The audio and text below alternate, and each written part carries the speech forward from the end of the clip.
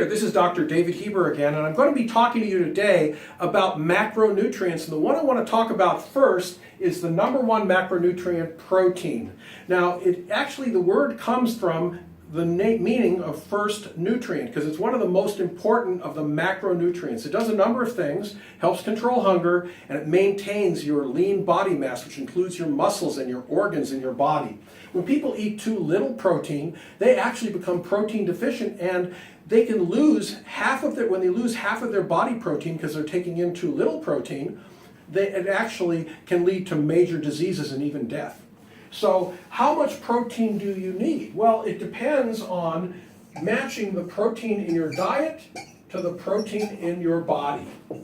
And if you are a large person with a lot of lean body mass, you need more protein. If you're a smaller person, you need less protein. That just seems to make sense, doesn't it?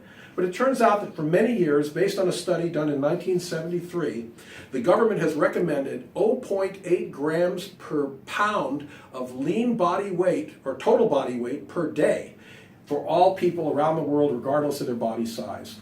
Well, this has been looked at a lot, and it turns out that elderly people actually lose muscle on that diet. That this diet is not for everybody, that it's not good to just take in the average.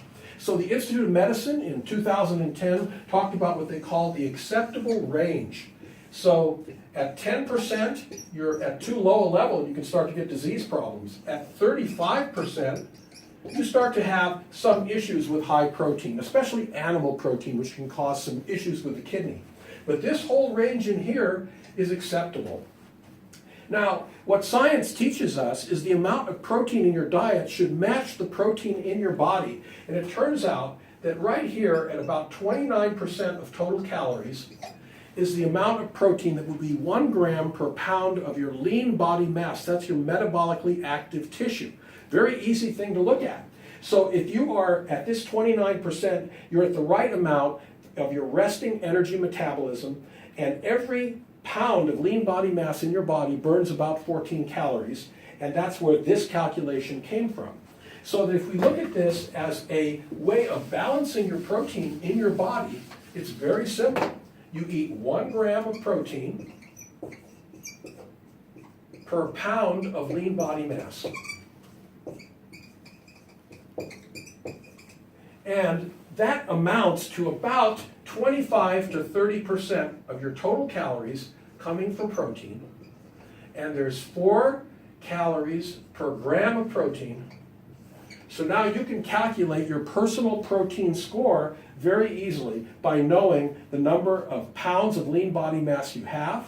You multiply that by 14, and that's your total resting energy expenditure.